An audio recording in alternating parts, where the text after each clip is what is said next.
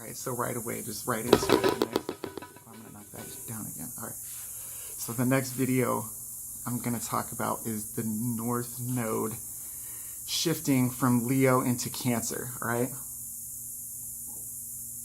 I didn't even stop to take a drink, so I just got to catch up. So the North Node has been in Leo since the end of last summer, last fall. It spends about a year in each side. So the North and South Node. You got the Earth, you got the Moon spinning around the Earth, and then the Earth is rotating around the Sun, right? So the Moon, when it crosses the Earth in front of the Earth's orbit to the Sun, that's the North Node. And when it crosses him back, that's the South Node. So what that means astrologically, symbolically, is the North Node, like in your birth chart at the time you were born, it's like what we don't know. We have to learn this in this life. We're here to learn these kind of lessons for this year. When the North Node is in Leo, we need to learn these Leo lessons. We need to step into being a leader. We need to step into like doing our own creative shit and not worrying about other people. Just kind of like blah, being the king and queen, whatever kind of king and queen you want to be, right? So the North Node, over the last couple of years, 2 years or whatever, it shifts from between each sign, and then it spends about a year in each sign, and then it shifts again. So the lunar eclipses happen roughly along these lines of the North Node shifting. So the eclipses that have been happening, for instance, we just had the longest eclipse of the century was on the 27th, and it was a full moon in Aquarius. We didn't see it in the States, I think, because it was on the southern hemisphere. But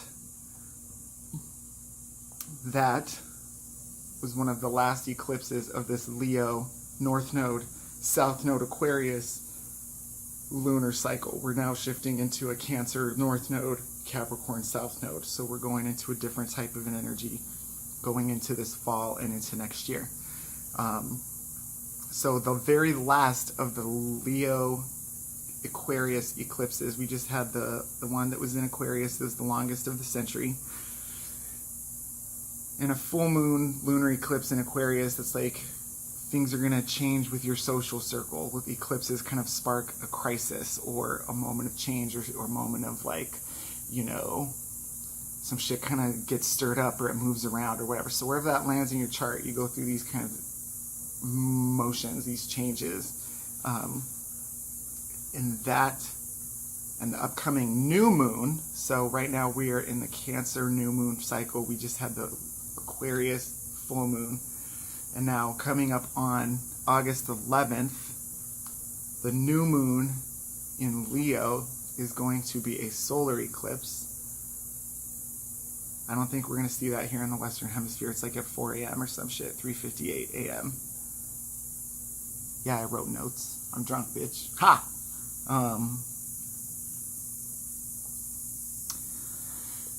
So this Leo new moon is going to be the last of these eclipses that happen within this Leo North Node, Aquarius South Node. So that whole thing.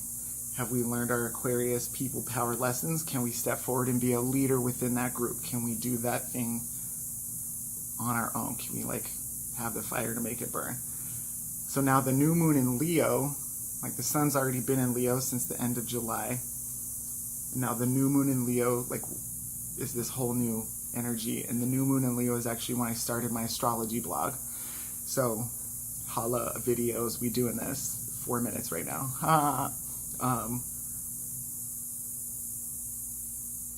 But in Leo, Cancer new moon is all about the self, the internal, the soul, like my inner shell, like Cancer crab. And the Leo's like my lion's roar, like what am I proud of? Like what is my fun times that I just like really let loose and just be crazy and have fun, because that's what Leos do. All right. Okay.